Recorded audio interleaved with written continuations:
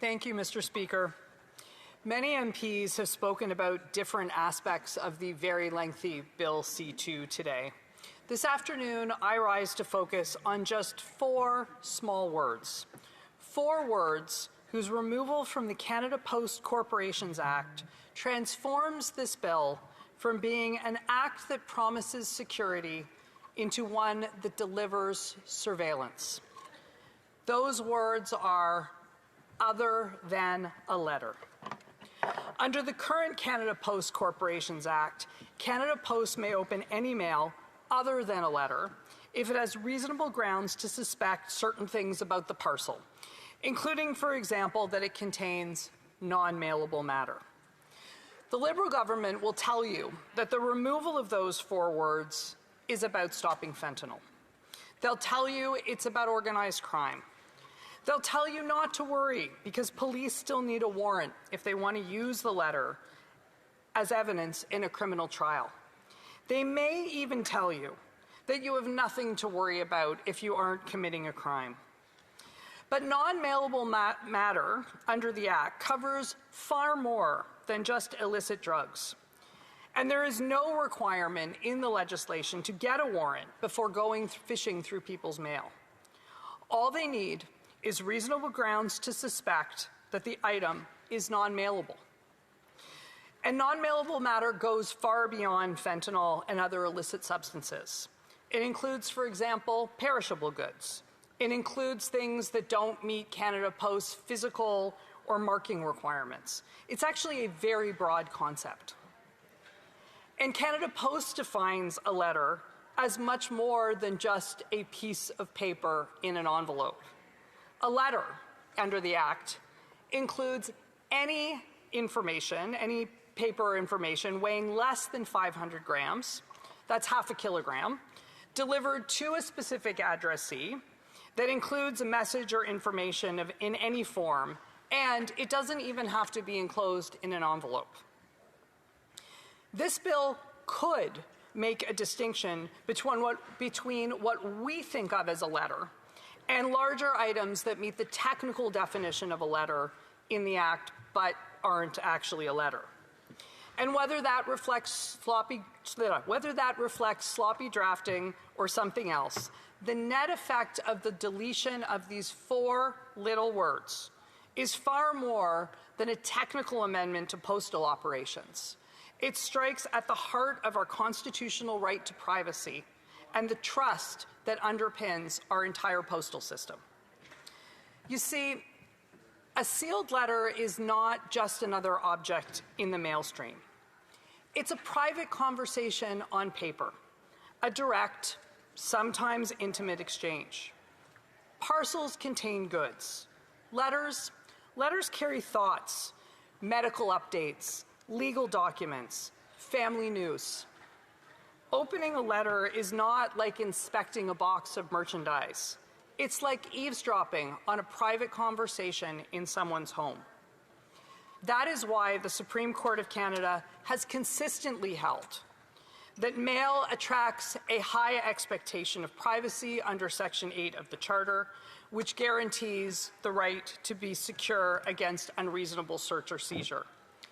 It's also why Section 187 of the Criminal Code prohibits intercepting private communications without judicial authorization. That's a warrant. Privacy is essential to liberty. Our Charter, our Criminal Code, and repeated Supreme Court of Canada rulings all recognize that a sealed letter sent through government postal service attracts a high expectation of privacy. Yet this bill suggests that the government disagrees with that. The current framework is a deliberate balance. Canada Post can inspect parcels when needed to enforce customs rules or keep dangerous goods out of circulation. And then they can alert law enforcement to get a warrant if there are reasonable grounds to believe an offense has occurred or will occur, and that evidence of the offense will be found at the location to be searched. But no one, and I mean no one, can pry open a sealed letter unless a judge has first issued a warrant based on reasonable grounds. This bill will change that, and it smacks of government overreach.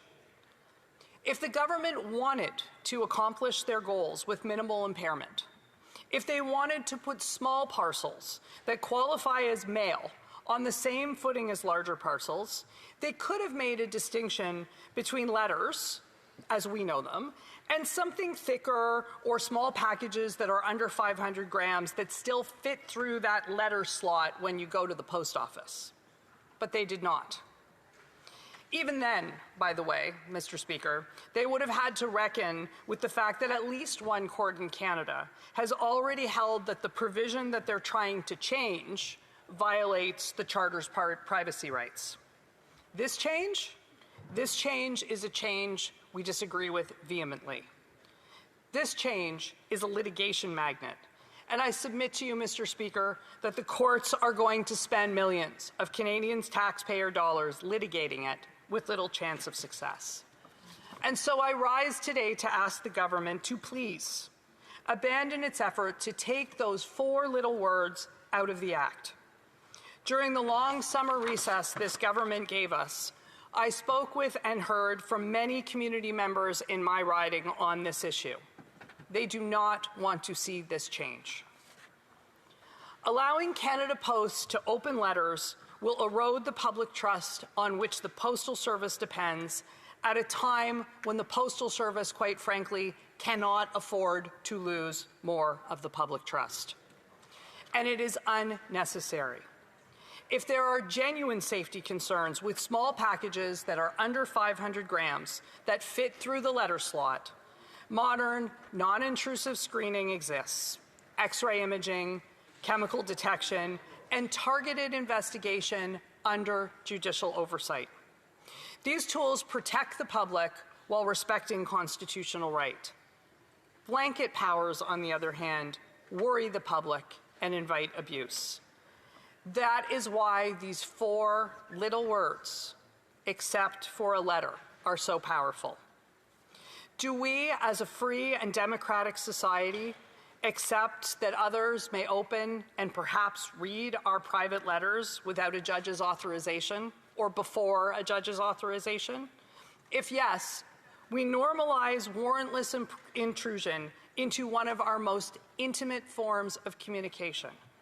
If no, we reaffirm that privacy is not a privilege, but a right, central to our values and fundamental to the relationship between citizen and state.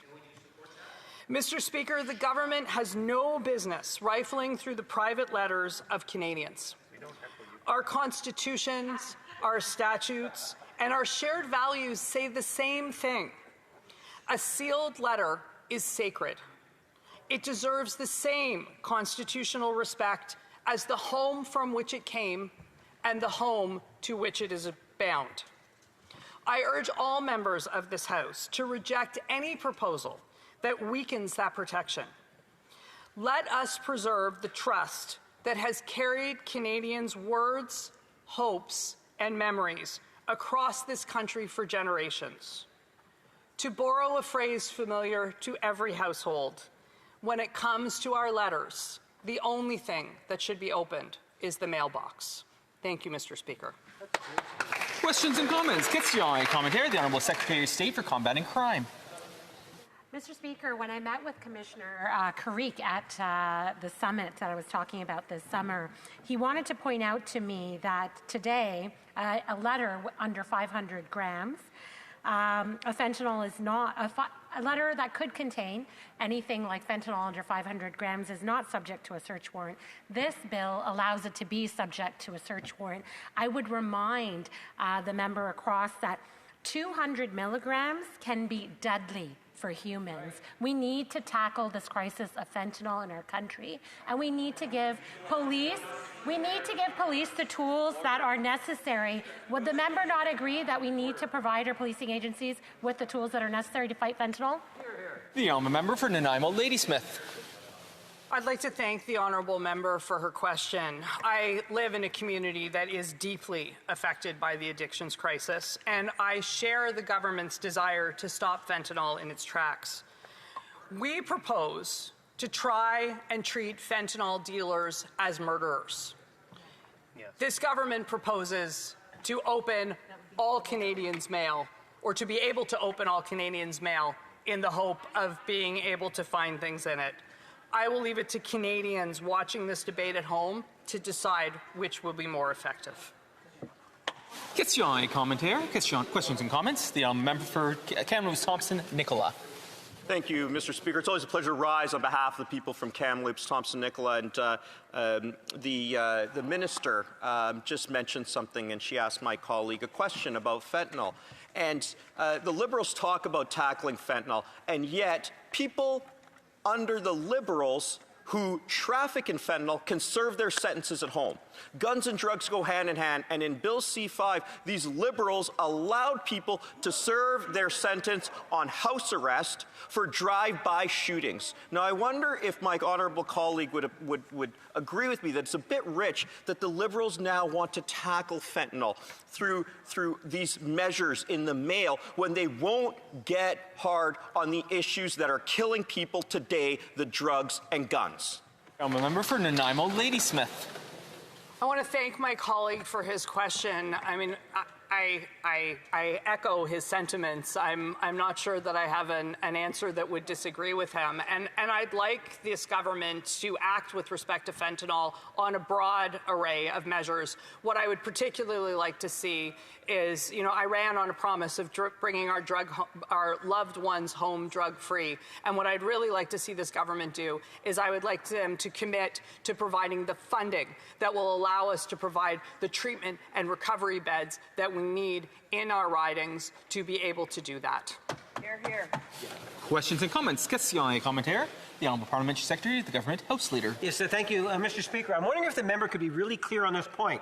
Today, if I put a letter in the mailbox and there's fentanyl in it, the Canada Post has a legal obligation to deliver that letter, wherever it is in Canada. Now, let's just say, for the sake of argument, that in order for the law enforcement agency to open up that letter, they require a warrant, and they get a warrant in order to open up that letter. Does she or the Conservative Party support that principle?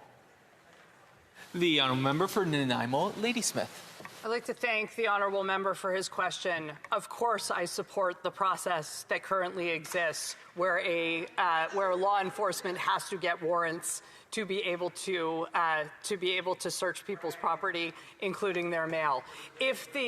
To the extent that law enforcement has reasonable grounds to believe that a crime has been committed or is going to be committed, they already have the tools to be able to do that in a court of law. I'm not sure what the member thinks he's adding through this change. We have time for a very brief question. The Member for Swift Currents, Kindersley, Grasslands, 20 seconds. Thank you, Mr. Speaker. The RCMP know where thousands of these drug labs are across Canada. I don't think it would be that hard of a process for them to be able to get the warrant that they need to be able to search the product. Does the member not agree that there are already measures in place that can be used? If the government would actually have the will and the tone that they're setting towards how they treat drugs in this country would actually be of great help as well. For Nanaimo Ladysmith, a very brief answer. Thank you. Regulatory search powers often overlap with law enforcement, and this is a question of whether you inspect first and then get a warrant, or you get a warrant and then inspect. The law as it stands is fine and clear.